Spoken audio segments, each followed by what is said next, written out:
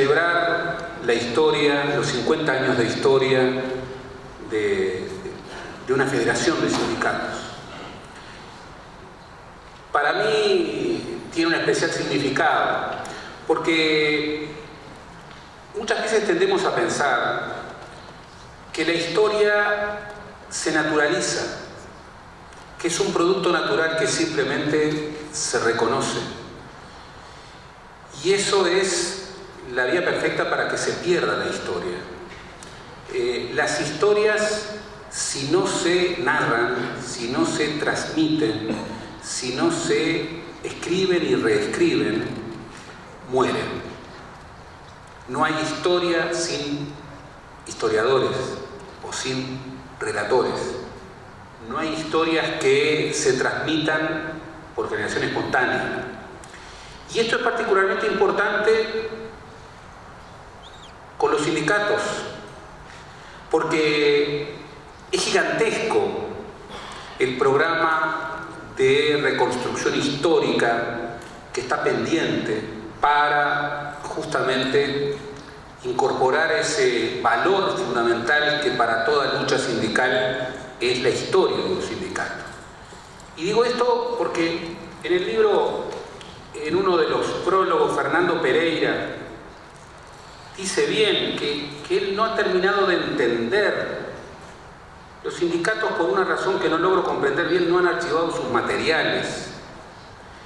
Y creo que, entre otras cosas, para celebrar esta historia y para celebrar y felicitar por este libro, hay que afirmar el imperativo de que el movimiento sindical en su conjunto y cada una de las federaciones y los sindicatos en particular reconstruyan su historia, pero no solamente a través de libros en ocasión de aniversarios cerrados, sino que registren, que construyan archivos vivos, que incorporen testimonios, que incorporen documentos, que incorporen imágenes, que sean un insumo absolutamente fundamental para no solamente eso que es clave, que es la transmisión generacional a los que se incorporan, sino que es también hacer honor a los miles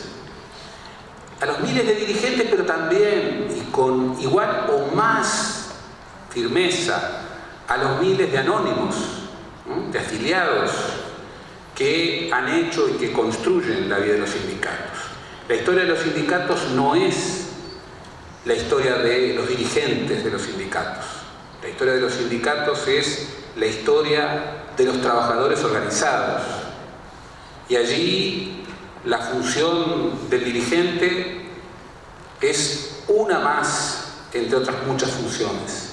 Importantísima, intransferible, decisiva, pero no más importante que la figura de tantos militantes anónimos que han construido, tanto como ellos, la historia del sindicato. Por eso, lo primero es felicitar a la Federación, felicitar a Ignacio Martínez. Ignacio esta semana, en esta tarea absolutamente fundamental, ha presentado dos grandes historias de dos grandes sindicatos como la FUM y la FUS. Y creo que él, desde el Departamento Cultural del PIT-CNT, tiene una tarea fundamental para promover e incentivar, acicatear que esto se vuelva tarea cotidiana y que todos los sindicatos, además de elaborar libros, tengan archivos de testimonios, archivos audiovisuales, espacios de memoria, talleres de memoria.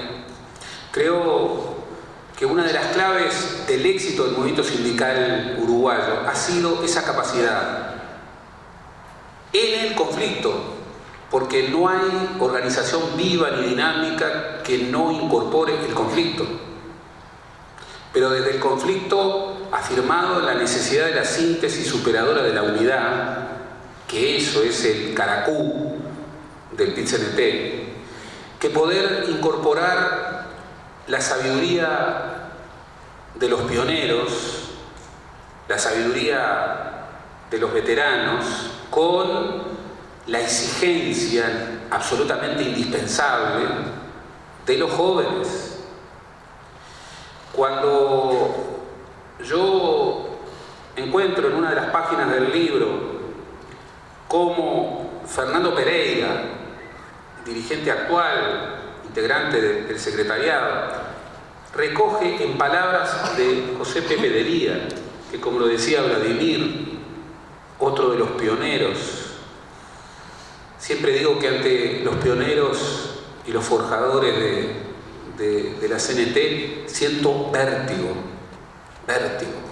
son gigantes.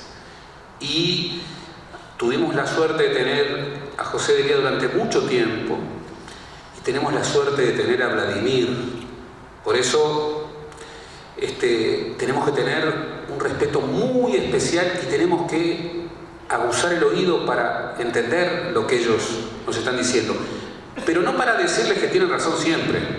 A veces nos tenemos que pelear con ellos, sobre todo con los más jóvenes, porque de esa manera surgen los pactos exigentes. Por ejemplo, Fernando Pereira, que recogiendo algo que me parece que está en el núcleo de lo que yo como observador veo que es una práctica que ha sido históricamente una seña de identidad de la FUN, recogía una clave de cómo José de Lía veía el conflicto en la lucha sindical. Es imprescindible cumplir con las tres patas de un conflicto. Ellas son que los trabajadores del sector lo entiendan, que el resto de los trabajadores lo comprendan y que la sociedad lo apoye. Ahí está la clave de la mejor versión del movimiento sindical uruguayo. Ahí está la clave que ha hecho del movimiento sindical uruguayo, del PIT-CNT, no solamente un actor que representa los intereses de los trabajadores afiliados, sino que lo ha hecho un movimiento que ha sabido en momentos muy difíciles, en momentos muy diferentes, pero sobre todo en los momentos más difíciles, liderar demandas y propuestas que iban mucho más allá de los intereses específicos de los afiliados. Ejercer una suerte de capitanía de los movimientos populares para, de alguna manera, construir en momentos claves iniciativas fundamentales. Para eso, la historia, créanme, es algo fundamental. Y sin historia va a ser difícil recrear esta transmisión de enseñanzas. Esta historia de la FUN, que son 5 décadas, 50 años, no son poca cosa. Pero además, ¿qué 50 años? ¿Qué 50 años de la vida del país, de la historia universal? Y el libro está, a mi juicio, con mucha precisión, ordenado en torno a mojones. El mojón del nacimiento, que es un nacimiento que en realidad fue un renacimiento, como ocurre con todas las federaciones y como generalmente ocurre con los sindicatos. En realidad, la FUS tiene una prehistoria muy rica. La FUS no surgió por generación espontánea, recoge trayectoria de trabajadores, de sindicatos que venían de atrás. Es un nacimiento que incorpora tradiciones en un momento crucial y asociado con ese momento crucial. El Congreso del Pueblo, el fin del proceso de consolidación de la CNT. Ahí hay anécdotas, y es bueno que la historia registre anécdotas que incorporan, el nombre de compañeros que en determinadas circunstancias jugaron un rol, y hay que aprender a que las historias proyecten imágenes, a pensar en imágenes. La historia de cualquier sindicato, la historia de cualquier partido, la historia de cualquier país, además de recoger ideas, recoge imágenes y sobre todo recoge nombres de personas. Y hay hay relatos fantásticos. Recuerdo uno en donde está Víctor con Ernesto de los Campos enfrentando la represión, con enorme coraje y con enorme valentía. También está allí los pleitos fundamentales. Los pleitos, por ejemplo, para construir un sindicato alternativo a los sindicatos amarillistas, que por otra parte, si en algún ámbito tuvieron un territorio más abonado para construirse como alternativa, que no lo fueron, y eso es una característica del sindicalismo uruguayo, los amarillistas no prevalecieron. Pero si había un ámbito para que prevalecieran, pudieran competir, era el ámbito de la salud. Era el ámbito de la salud. Y allí está el triunfo de un sindicato, de una federación de sindicatos que precisamente confronta el amarillismo y lo derrota. Y lo derrota con las mejores estrategias. Que los conflictos los entiendan todos los trabajadores del sector, que las luchas del sector las comprendan todos los trabajadores y que no haya trabajadores que sufran ilegítimamente por los conflictos del sector, y que el pueblo, la sociedad en su conjunto, porque también los conflictos y los intereses de los sindicatos se dirimen en el territorio de los pueblos, en el territorio de la opinión pública, de cara a todos los ciudadanos, que no haya conflicto a espaldas o contra la sociedad en su conjunto. También están las dificultades, por ejemplo, para integrar al interior, para hacer de la FUS un sindicato efectivamente nacional. Luego está ese otro mojón, el mojón de la huelga del 70. Y es muy interesante cómo un conflicto puede ser el mojón de una historia. Y hay conflictos, por eso cuando se ve la historia de los conflictos, que es una historia clave en la trayectoria de cualquier sindicato, hay que advertir muy claramente cuáles son los conflictos ganados y cuáles son los conflictos perdidos. Porque hay victorias pírricas y hay derrotas que en la larga duración terminan siendo los principales triunfos. Y allí no vale todo para ganar, entre comillas, un conflicto. Un conflicto que se gana rompiendo con la identidad, los sentidos de pertenencia de una federación como la FUN, hubiera sido una derrota. Y ahí uno tiene el mojón legítimo, absolutamente fundamental de la huelga del 70, como un conflicto que nos construye, que nos enseña cómo un conflicto puede ser fundante de una federación de sindicatos. Por ejemplo, en la definición democrática de sus distintas alternativas. Y la democracia sindical es una democracia fuerte, potente, conflictiva, debatida, a veces peleada, pero que en los sindicatos de arraigo profundo termina en la síntesis superadora de la unidad. No en vencidos y vencedores, en la síntesis superadora de la unidad. Y es la historia del conflicto de la huelga del 70. Allí está el relato de cuántas asambleas definitorias marcaron el trámite de ese conflicto. Y cómo en definitiva no fue un conflicto que se largó en una asamblea y se cerró en otra asamblea, sino que fue un conflicto en donde la voz de los trabajadores afiliados fue de alguna manera decisoria en distintos momentos del conflicto. Después está el mojón central de cómo la FUS acompañó las luchas contra el comienzo del autoritarismo, que recordemos, el autoritarismo civil y el terrorismo de Estado no nacieron el 27 de junio de 1973, nacieron antes. Y eso es fundamental, porque de alguna manera en cómo se enfrentó ese autoritarismo civil con terrorismo de Estado que se alentaba,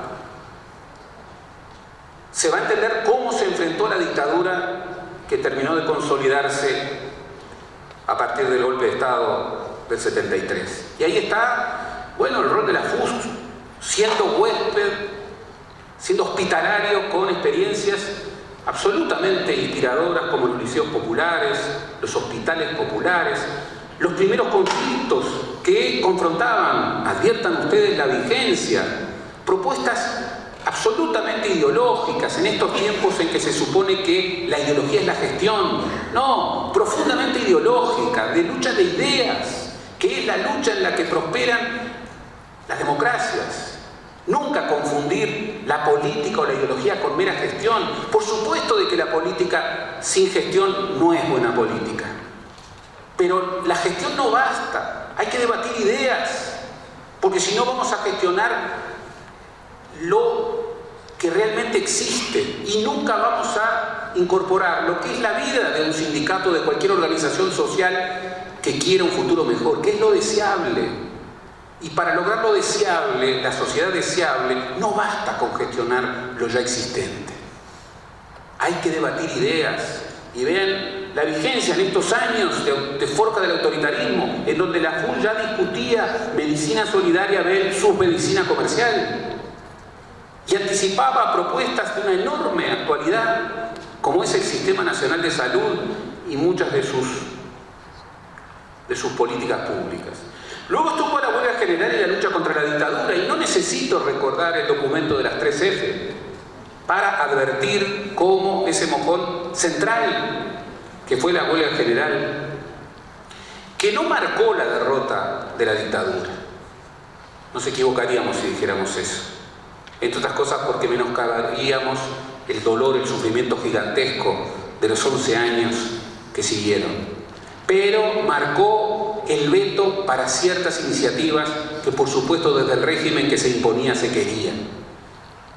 Después de la huelga general, los militares que querían sindicatos afines no sabían muy claramente que no lo lograrían. Sabían que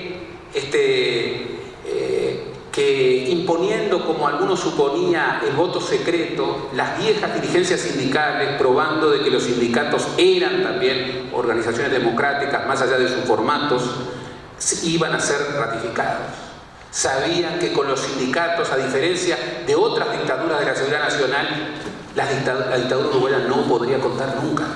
Es más, sabían que en todo esbozo de lucha contra la dictadura, seguramente, aún en los peores años, como ocurrió con la FUS, habrían sindicatos involucrados, en los peores años.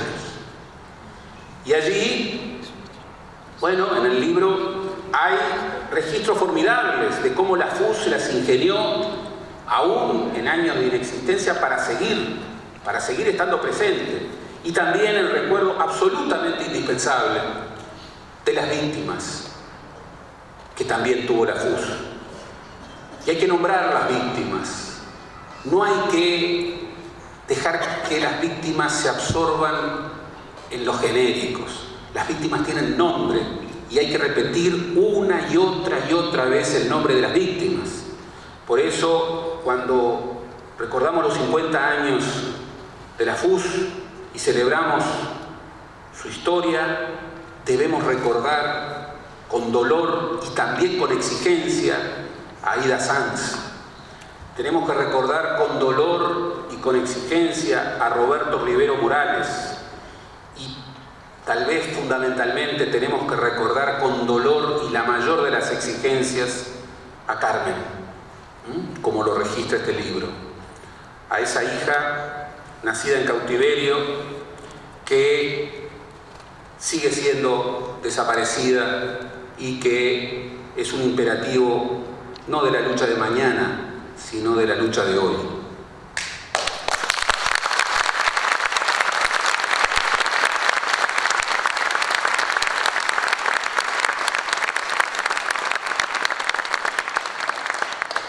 Luego estuvo el otro mojón de la reconstrucción, cómo la FUS fue de alguna manera una usina absolutamente fundamental en la reconstrucción del movimiento sindical, incluso desde una subversión inteligente que supo utilizar mecanismos pensados para disciplinar los sindicatos, como era el decreto de asociaciones profesionales, para construir lo que era el movimiento sindical de siempre. el plenario intersindical de trabajadores. Y ahí el rol que le cupo a la FUS en la lucha por la libertad sindical, en la lucha por reconstruir la tradición de los sindicatos, en la lucha por reconstruir de alguna manera la democracia, junto con propuestas como, una vez más, cómo se ordena eso que es una de las claves de la igualdad o de la canallada social. Si queremos saber cuán igual o cuán desigual es una sociedad, la enseñanza y la salud son dos ventanas absolutamente fundamentales. Por eso una Federación Uruguaya de la Salud tiene que involucrarse necesariamente en el debate de propuestas, y la FUS lo ha sabido hacer. Después están estos tiempos más recientes. Realmente me impacta ese registro de una afiliación de 30.000 trabajadores, de casi 30.000 trabajadores. Es realmente impactante. Me impacta la continuidad de la práctica, de la praxis de la FUS como una matriz dentro del movimiento sindical que ha sabido perdurar más allá de dirigencias y más allá del tiempo. Créanme, hay una forma de hacer sindicalismo dentro de la FUS que uno reconoce desde afuera, que se reconoce desde afuera, que se valora desde afuera. Quien pasó por la FUS no queda igual. Y piense lo que piense, tiene una manera de encarar la democracia, tiene una manera de encarar los derechos, tiene una manera de considerar los derechos de la sociedad, tiene una manera de luchar por la igualdad, tiene una manera de concebir la libertad, tiene una manera de pensar el movimiento sindical que es particular y que por supuesto nutre a esa tradición maravillosa del movimiento sindical uruguayo. Eso tiene que ver, entre otras cosas, con el rol de la mujer que escuchábamos. Pero el rol de la mujer hoy está ante un desafío histórico. No debemos rehuir el desafío que de alguna manera descalifica a la democracia uruguaya respecto a la desigualdad de género que perdura absolutamente en nuestros partidos, en nuestros parlamentos, pero también en nuestros sindicatos. Y eso es uno de los imperativos en la democratización de los sindicatos. El rol de la mujer tiene que ser otro, tiene que ser paritario. Y ya quien suponga que esta invocación es una invocación populista, se equivoca de plano. Es una invocación de justicia mínima, mínima. Y frente a eso no digamos que el conflicto lo tienen otros, lo tenemos todos. Y particularmente los dirigentes sindicales, y particularmente las asambleas sindicales en un sector en donde en el trabajo cotidiano, en la cultura del trabajo, la mujer, las mujeres son tan definitorias. Por eso la función de las guarderías, la función de la capacitación, el involucramiento exigente, el vínculo con el ciudadano, el compromiso con la salud laboral, la lucha por los derechos. Yo termino y quiero decirles que una vez más quiero felicitarlos, felicitar a la FUS por estos 50 años, pero felicitar a Ignacio Martínez y a quienes han hecho posible la narración de estos 50 años. Y hacerlo insistiendo en que la historia de un sindicato no es la historia simplemente de acontecimientos, no es la historia de colectivos solamente, no es la historia de ideas, es también la historia de personas, dirigentes y militantes, connotados y no connotados, reconocidos o anónimos. Y esa historia que tiene que incorporar lo personal, permítanme que yo la pueda referir hablando de algo intransferiblemente personal. Y la responsabilidad de lo que voy a decir es absolutamente mía. Yo conocía la FUS, conocía sus mejores tradiciones, conocía su manera diferente de concebir la lucha social y la lucha política, conocía su concepción de la democracia, pero fue conocer en forma directa a un dirigente de la FUS, a alguien que dio buena parte de su vida a la FUS para poder darme cuenta hasta el final qué significaba la FUS. Y para mí el conocimiento personal de alguien como Federico Comensoro es la mejor vía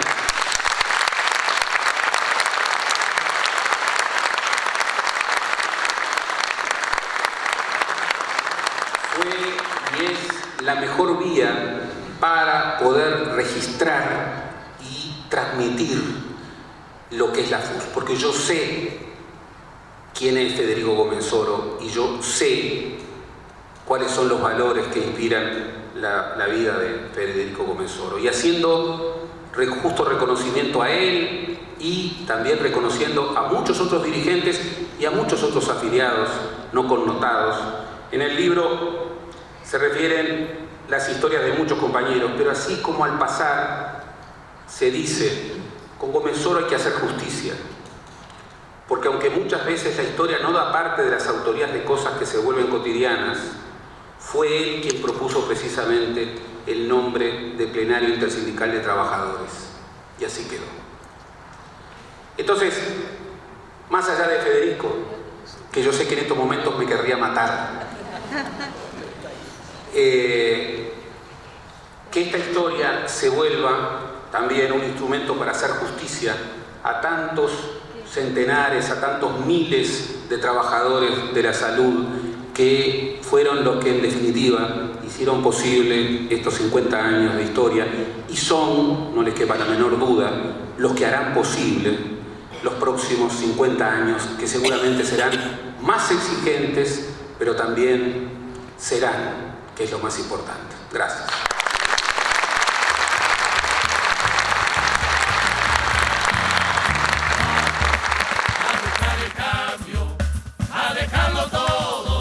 Unidad para vencer, unidad para avanzar, unidad para crecer.